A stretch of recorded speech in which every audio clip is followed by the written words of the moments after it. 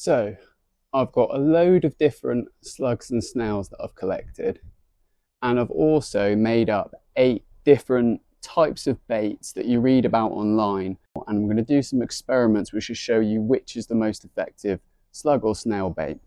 Here's an example of the kind of experiment you're about to see. It's designed to help you improve how you bait your slug traps. I place slugs and snails between 2 different types of bait, in this case beer and cucumber, and then I check back a few hours later to see which one attracted more slugs. The idea is to figure out which bait is more appealing, which should help you trap slugs more effectively and protect your plants. And honestly, the results were not at all what I expected. Not all traps and baits are created equally. A good slug trap should have a one-way valve to stop them from escaping, and a bait that smells more enticing than the plants you're trying to protect them from. For the experiments, I used a recycled glass jar so you can see what's going on, along with a Slug Vault slug trap lid, a product I designed to improve DIY slug traps. It's basically a stretchy lid that fits onto recycled jars and containers, and it really boosts their capture rate. They enter through the hole in the top, like in this example where one uses a mucus bungee cord to lower itself in. Once inside, they struggle to get back out thanks to the design of the trap. My original plan was to test the baits like a knockout sports tournament and end up with one clear winner, but things changed as you're about to see, and I came up instead with a really good method to work out what bait works in your garden with the type of slugs that you have in your specific area, and I'll share that with you after we just quickly look at the experiments. The baits I chose after doing some research online are all common ones that people recommend.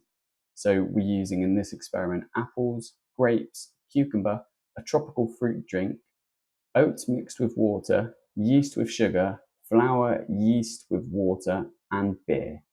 So here I am setting up the first experiment. Beer, probably the most popular slug bait, versus cucumber. I'm placing some gravel in the beer to make sure I don't accidentally kill the slugs during the experiment. Both of these baits have worked well in my garden before, and when combined with my Slug Vault lid, using gravel or cucumber, it becomes a truly humane trapping option.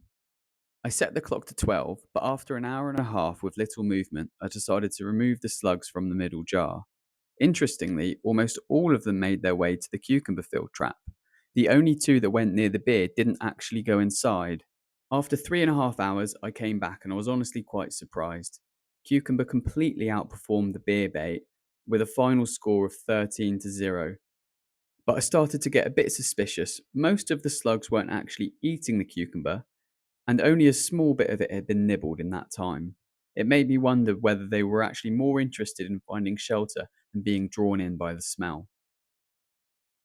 So when I moved on to my next experiment, oats soaked in water versus a mix of yeast, sugar and flour, I added a third trap with no bait at all to act as a control. And as you can see, my suspicions were likely correct. Whilst some slugs did go for the oats and the yeast sugar flour mix, most actually ended up in the trap with no bait whatsoever. I counted the results and decided to give this format one final try. On the final try, I tested apple against one of the other baits, but I quickly realised that all I was really observing was how well the lid worked, not which bait was actually effective. So whilst I couldn't draw any real conclusions about the bait from that test, I did manage to come up with something really useful when it comes to battling slugs. So it seems that figuring out what the best type of slug bait is in a lab setting isn't quite as easy as it seems, but I've been spending quite a lot of time thinking about it, and I think I've come up with a method which is even better than telling you what works best in my garden with the slugs and snails that I've collected from here. So the method I'm going to recommend to find the best bait which works for your garden is to always use 2 traps with 2 different baits in at the time. So for example, one might have beer and one might have cucumber. You put them next to each other and you keep account of how many they each catch. And say the one with beer catches 20 more slugs in than the one with cucumber, then you replace the cucumber with a different type of bait, maybe yeast with some flour and sugar. And then you run the test again over the coming weeks. And whichever one does the worst, you replace it, and that way you're continually optimizing and seeing which bait catches the most slugs and snails and is the most effective in your garden.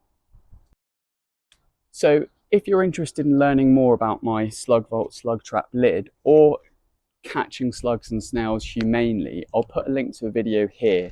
And catching slugs and snails humanely and not killing them has loads of benefits, because you also don't kill unintended creatures, for example leopard slugs, which actually eat slugs and snails, or other beneficial creatures.